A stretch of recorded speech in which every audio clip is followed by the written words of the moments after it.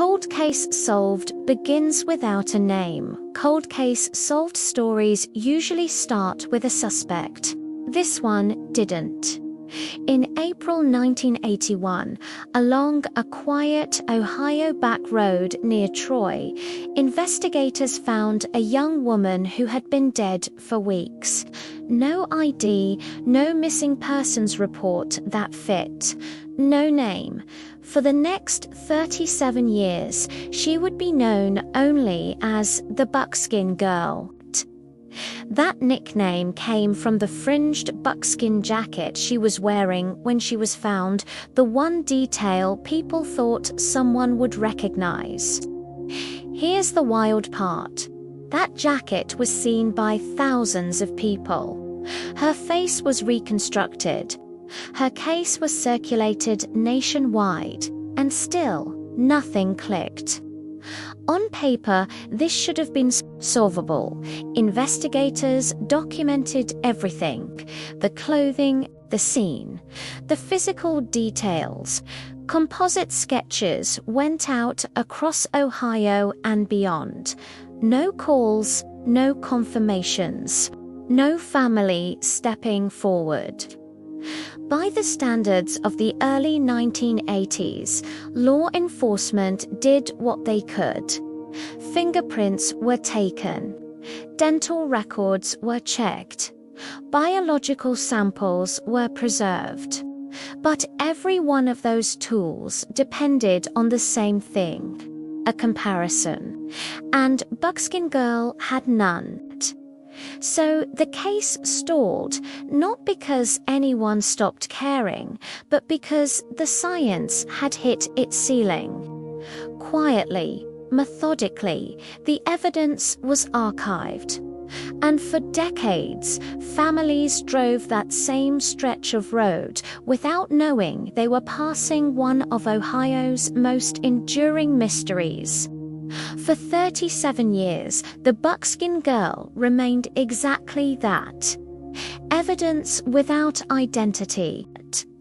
But what investigators didn't know in 1981 was this: they had already preserved the clue that would eventually solve the case. It wasn't visible. It wasn't dramatic. And at the time, it was unreadable. It was locked inside her hair, and it would take decades and a completely new way of thinking to understand what it was trying to say. How hair became a timeline. By the early 2010s, forensic science had learned how to ask a different kind of question. Not who is this, but where has this person been? This is where isotope analysis comes in. Here's the simple version. The water we drink contains trace elements, specifically oxygen and strontium isotopes. Those isotopes vary depending on geography. Mountain water leaves a different signature than coastal water. The Southwest reads differently than the Midwest. Northern regions carry their own ratios. When you drink that water, eat food grown in it, breathe the air, your body records it, and your hair keeps the receipt. Hair grows about ½ an inch per month, which means a single strand becomes a timeline, month by month. So when forensic scientists revisited the Buckskin Girl evidence, they segmented her hair. Each section represented a chapter of her final year, and what they found changed everything. The isotope signatures didn't point to Ohio, not even close. They suggested extended time in the Southwest, likely Texas or nearby regions. Then movement through western or mountainous areas. And only recently, weeks before her death arrival in Ohio. Here's the kicker. She hadn't been living where she was found. This wasn't a local disappearance. This was someone who had been moving a lot. At first glance, that sounds like progress. But here's the contrast most people miss. Science could now trace her movement across thousands of miles. Yet investigators were still no closer to knowing her name. They had a map, but no label. And that's the frustrating truth about cold cases. Evidence can be screaming answers, but if the right tools don't exist yet, it all sounds like silence. The chemical map explained where she'd been. To learn who she was, investigators needed something else. Something that didn't exist in 1981, or even in 2000.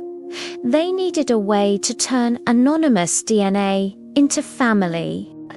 When DNA finally spoke by 2018, that tool finally existed.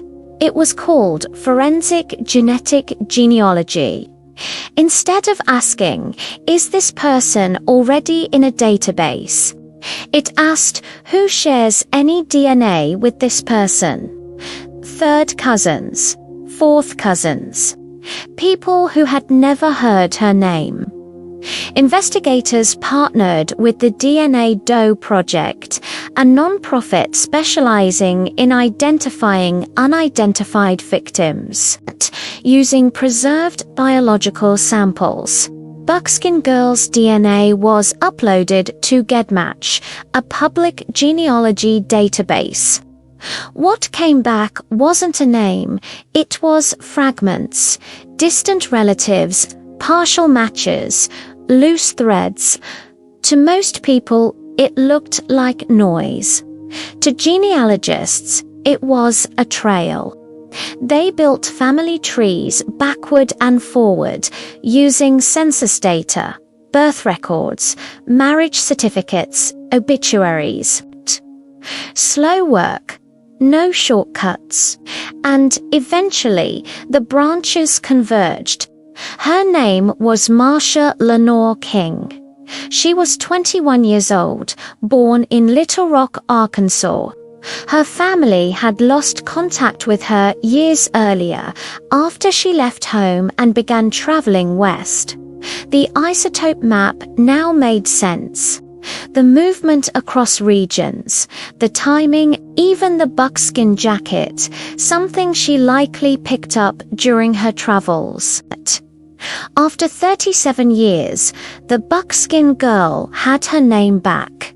This wasn't just an identification, it was a restoration.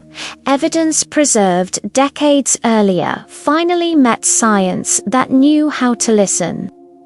Closing why this case matters, 1530 to 1630, nothing about the evidence changed. The hair didn't change. The DNA didn't change. The jacket didn't change. What changed was our ability to understand it. Today, the Marcia King case is studied across the United States, Canada, and Europe as a reminder of something crucial. Evidence doesn't expire. Science just catches up. Somewhere right now, in an evidence room, there are boxes labeled unidentified. Not because the truth is gone, but because it hasn't been translated yet. This is why preservation matters, and why even decades later, a cold case can still be solved. Quietly, methodically, one strand at a time.